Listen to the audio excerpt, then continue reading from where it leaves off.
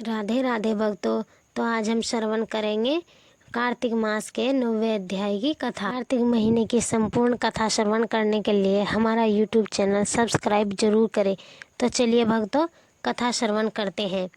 राजा पृथु ने कहा, हे मुनि श्रेष्ठ नारद जी, आपने कार्तिक माह के व्रत में जो तुलसी की जड़ में भगवान विष्णु का निवास बतलाकर उस स्थान की मिट्टी की पूजा करना बतलाया है, अतः मैं श्री तुलसी जी के महत्व को सुनना चाहता हूँ। तुलसी जी कहाँ और किस प्रकार उत्पन्न हुई, यह बताने की कृपा करें। नारद जी बोले, राजन, अब आप तुलसी जी की महत्वता तथा उनके जन्म का प्राचीन इतिहास ध्यानपूर्वक सुनिए।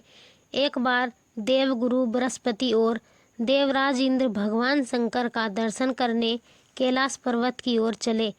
तब भगवान शंकर ने अपने भक्तों की परीक्षा लेने के लिए जटाधारी दिगंबर का रूप धारण कर दोनों के मार्ग में अवरोध उत्पन्न किया। यद्यपि वह तेजस्वी, शांत, लंबी भुजा और चौड़ी छाती वाले, गौर वर्ण और विशाल नेत्रों से युक्त तथा सिर पर जटा धारण किए वैसे ही बैठे थे।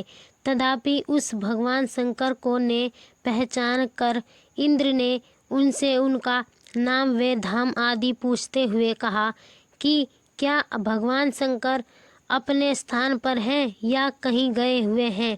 इस पर तपस्वी रूप भगवान शिव कुछ नहीं बोले। इंद्र को अपने त्रिलोकीनाथ होने का गर्व था।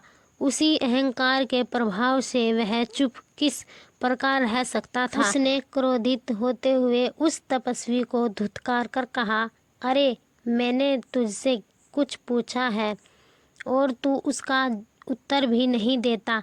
मैं अभी तुझ पर वज्र का प्रहार करता हूँ, फिर देखता हूँ तुझ दुर्मति की रक्षा कौन करता है। इस प्रकार कहकर जैसे ही इंद्र ने उस जटाधारी दिगंबर को मारने के लिए हाथ में वज्र लिया, वैसे ही भगवान शिव ने वज्र सहित इंद्र का हाथ अस्तमित कर दिया और विकराल नेत्र कर उसे देखा। उस समय ऐसा प्रतीत हो रहा था कि वह दिगंबर प्रज्वलित हो रहा है और वह अपने तेज से जला देगा। भुजाएं स्तंभित होने के कारण इंद्र दुखी होने के साथ साथ अत्यंत कुपित भी हो गया, परंतु उस जटाधारी दिगंबर को प्रज्वलित देखकर बृहस्पति जी ने उन्हें भगवान शंकर जानकर प्रणाम किया और दंडवत होकर उनकी स्तुति करने लगे। बृहस्पति भगवान शंकर से कहने लगे, हे दीनानाथ, हे महादेव, आप अपने क्रोध को शांत कीजिए और इंद्र के इस अपराध को क्षमा कीजिए। बृहस्पति के इस वचन को सुनकर भगवान शंकर ने गंभीर वाणी में अपने नेत्रों से निकलते हुए क्रोध को किस प्रकार रोकूं। तब बृहस्पति ने कहा, भगवान, आप अपना भक्त वत्सल नाम सार्थक करते हुए अपने भक्तों पर दया कीजिए। अपने इस तेज को अन्यंत्र स्थापित कीजिए और इंद्र का उद्धार कीजिए। तब भगवान शंकर गुरु बृहस्पति से बोले, मैं तुम्हारी स्तुति से अत्यंत प्रसन्न हूँ।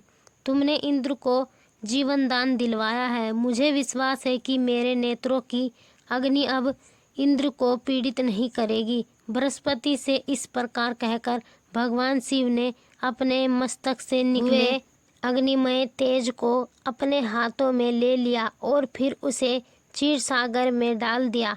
तत्पश्चात भगवान शंकर अंतर्ध्यान हो गए। इस प्रकार जिसको जो जानने की कामना थी उसे जानकर इंद्र तथा बृहस्पति अपने अपने स्थान को चले गए। तो भक्तों, यह थी कार्तिक मास के 9वें अध्याय की कथा। आगे की कथा श्रवण करने के लिए हमारा YouTube चैनल सब्सक्राइब जरूर करें। राधे राधे।